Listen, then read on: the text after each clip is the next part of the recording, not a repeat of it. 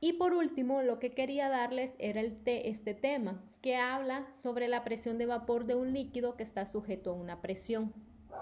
Aquí en la parte izquierda podemos encontrar, tenemos dos sistemas. El primer sistema es un líquido, aquí tenemos el vapor y tenemos un pistón que está ejerciendo una presión sobre el líquido. Y acá tenemos nuestro sistema clásico que tenemos un líquido y tenemos su vapor. ¿Qué sucede? Recuerdan que nosotros hemos hecho muchos ejercicios en los cuales tenemos un líquido y tenemos su vapor, ¿verdad? En ese líquido también lo que nosotros pensaríamos que es lo normal es que cuando usted tiene un recipiente cerrado y se encuentra con su vapor, no solo va a encontrar su vapor, va a encontrar aire, que es considerado como un gas inerte o una mezcla gaseosa. Si el recipiente fue cerrado en las condiciones atmosféricas, porque es bien difícil que usted tendría que sacar todas esas moléculas externas. Entonces, ¿qué sucede con la presión de vapor? ¿Qué pasa con la presión de vapor cuando yo tengo un gas inerte? Vamos a considerar que es inerte porque vamos a decir que no está reaccionando con el vapor del líquido que está contenido en el recipiente. Entonces ese gas como aire que yo tengo aquí, yo podría suponerlo que está ejerciendo una presión adicional sobre el líquido. Si yo lo veo como un bosquejo, en realidad esa presión de ese gas adicional, que es lo que yo lo voy a llamar de un delta P, es una presión adicional. Imagínense que ustedes están cerrando, tienen un recipiente y el recipiente tiene una presión solo de su vapor de 2 atmósferas. Y ustedes saben que si se cerró, ya el aire por sí solo va a ejercer una presión de 1 atmósfera. Entonces ustedes les dicen que tiene dos atmósferas de presión manométrica. La presión absoluta pues sería la presión manométrica más la presión atmosférica, que es la que está ejerciendo el aire sobre ese líquido. La presión de vapor, que es esta que está aquí, se ve afectada por esa presión adicional. Entonces, si lo vemos de manera de un pistón, pensaríamos que las moléculas de aire están como ejerciendo una presión sobre el líquido. Y al hacer eso, al ejercer una presión sobre el líquido, como que comprime el líquido y obliga a que moléculas de líquido salgan a la fase de vapor. Eso involucra que la presión de vapor, cuando nosotros colocamos que la presión total de una sustancia es igual a la presión de vapor, ¿verdad?, del vapor, o la presión parcial del líquido que estamos trabajando y la presión del aire, eso realmente es una aproximación, no es totalmente cierto, porque esta presión de vapor no es la presión como que él estuviera solo, hay una influencia del aire, además de la presión que hay que sumarle. Ya vimos aquí que si es de 2 y aquí es 1, será igual a la presión total 3, y usted dice, pero la presión de vapor puro es 2, pero puro, como que él estuviera solo, pero si él se encuentra con una mezcla de aire, esta presión va a subir un poco. De hecho, lo menos que puede ser es ser como que se encontrase puro y puede subir un poquito. Entonces, estas aproximaciones que nosotros hemos hecho son aproximaciones porque en realidad está ejerciendo una presión. Entonces, este ejemplo, este bosquejo A, lo que está mostrando es como que existiera este pistón y dice que es permeable para el vapor, pero no para el líquido, de manera que moléculas de vapor, de líquido, pueden pasar a través de él y pasar a la fase de vapor. ¿Cuál es la ecuación que tengo que utilizar para determinar esta presión que tengo aquí? Que sería la presión real. Debe ser igual a la presión de vapor, como que estuviese puro, elevado, multiplicado por un exponencial, y ese exponencial es todo esto. Todo esto es el exponencial. ¿Qué sucede? Este volumen de líquido, volumen molar, siempre será positivo. La temperatura siempre es positiva y este delta P obviamente siempre será positivo porque la presión que tengamos de un gas externo nunca va a venir a ser negativa, siempre va a ser la presión inicial más la presión final, y como le estoy adicionando un gas externo, entonces la presión, este valor siempre será positivo. De manera que lo mínimo que puede ser es que si no existe el gas, si no existe el dicho gas externo, este valor será 0. Y por ende el exponencial será e a la 0 y será 1. En ese caso, cuando no existe dicho gas, entonces sí es cierto, la presión será igual a la presión de vapor y entonces la presión total será igual a la presión de vapor y en este caso la presión del aire será cero. Ese sería el caso. Entonces necesitamos determinar, es el caso en el cual sea cero y nunca va a ser negativo, de manera que la presión de vapor, la presión real, nunca será menor que la presión de vapor. Siempre va a ser positivo y un E, aunque sea un valor positivo, siempre va a ser mayor que 1. Entonces este valor siempre será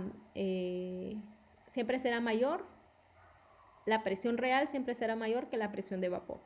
Vamos a despreciar algunos efectos que podemos tener. Lo primero que podemos tener, y vamos a verlo más adelante, cómo determinar cuando un gas se disuelve sobre un líquido. Estamos ignorando el hecho o despreciando el hecho de que este gas que yo tengo acá, parte de esas moléculas del gas pueden disolverse en el líquido. Si eso ocurre, obviamente el efecto que el gas inerte va a tener sobre el sistema será mucho menor. Pero en este caso yo voy a despreciar que no ingresa el gas al líquido. Y otra aproximación que vamos a hacer es lo contrario también. Cuando el gas está aquí, en la fase de vapor, probablemente él tenga una cierta afinidad con el líquido y probablemente ejerza una especie de solvatación ese gas. Entonces estamos despreciando de que el gas venga y migre hacia la fase de líquido y que el líquido migre hacia la fase de vapor. De manera que vamos a decir que el gas inerte siempre se mantiene en la fase de vapor. Y esta demostración, cómo llegamos a esta ecuación, la vamos a hacer a pura definición de lo que nosotros ya conocemos. El potencial químico de la fase líquida tiene que ser igual al potencial químico de la fase en gas. Luego, si tenemos un cambio en el equilibrio, un cambio en esos potenciales químicos, para que el equilibrio se mantenga, tiene que, aunque sea un cambio infinitesimal, tiene que seguir cumpliéndose la igualdad. De esta manera, nosotros sabemos, ya vimos que para una sustancia pura, este G es la energía libre de Gibbs molar, y esto con respecto a la presión es igual al volumen molar.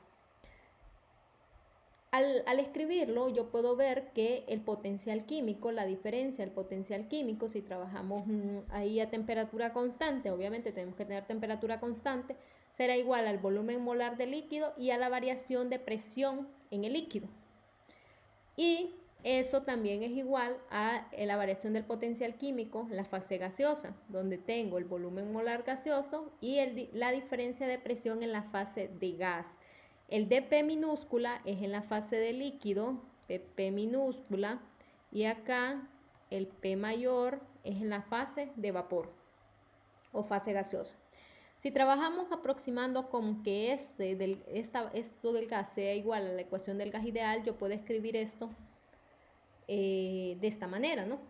Sustituyendo el volumen y colocando esto. Si yo igualo estas dos expresiones, que es lo que tengo acá, puedo integrar, porque si ustedes se fijan, esta sería la integración con respecto al gas, la P mayúscula, y la minúscula con respecto al líquido. Ya habíamos colocado esto, la presión total es igual a la presión, pero no la presión de vapor, ¿verdad? En el caso real, esta presión sería la presión total, que es la corregida con respecto a la presión de vapor, más el diferencial de presión, que normalmente puede ser la presión que está ejerciendo el aire.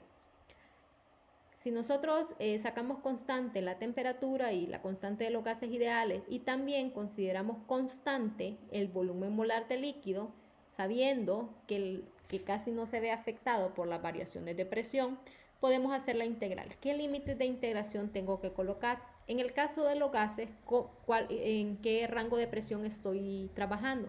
Estoy trabajando con la presión de vapor, que esa es mi presión de partida, y la presión real, la que estoy buscando. Esta es la que yo estoy buscando para ver cuánto se ve afectado. Y luego, el volumen de líquido, ¿de dónde lo voy a integrar? Bueno, con el líquido tiene exactamente la misma presión. Si no existiese este gas inerte, él va desde la presión de vapor más la presión real que está ejerciendo el vapor, o sea, esta P y el delta P. Pero si ustedes se fijan, yo he colocado aquí la presión de vapor. ¿Por qué? Porque esta no la conozco, ¿verdad? Y quiero dejar una sola incógnita para simplificar la ecuación. Entonces voy a aproximar que la presión, en este caso, que la presión real es igual a la presión de vapor. Si yo realizo esas dos integrales, esta es la resolución. Y simplemente elevo exponencial a ambos lados y llego a la misma conclusión de esto. Si ustedes se fijan, normalmente uno aproxima que la presión total es igual a la presión de vapor. Pero quise traer esta ecuación para que ustedes vean que cuando nosotros hacemos el análisis consideramos muchas aproximaciones. Y incluso el gas inerte está ejerciendo una presión sobre la presión de vapor. ¿Cuál es la mayor conclusión? Que la presión real va a ser que se aumenta. El hecho de tener un gas inerte hace que la presión de vapor aumente. Entonces ese valor siempre va a ser mayor. Por ejemplo, si buscamos a 100 grados Celsius y sabemos que la presión es una atmósfera, si tuviera un gas inerte, vamos a ver que esta presión es mucho mayor. Este es el volumen molar del líquido o la densidad, la inversa de la densidad del líquido. Y aquí tenemos el cambio de presión inerte. Este delta P no es más que la presión que está ejerciendo el nuevo gas. Entonces, con eso, quería que ustedes vieran que existe ese cambio de presión y que podemos hacer... podríamos estimar esa presión real. Y con esto terminaríamos lo que son los diagramas de fase de sustancia pura. Y ahora estaríamos faltando empezar a estudiar un poco los diagramas de fase de multicomponentes. Y vamos a hablar por lo menos de 2 componentes que tendríamos ahí. Incluso vamos a ver si podemos hablar de 3 componentes y diferentes diagramas de fase que tendríamos: líquido-líquido, sólido-sólido. O sea, multicomponentes, multifases.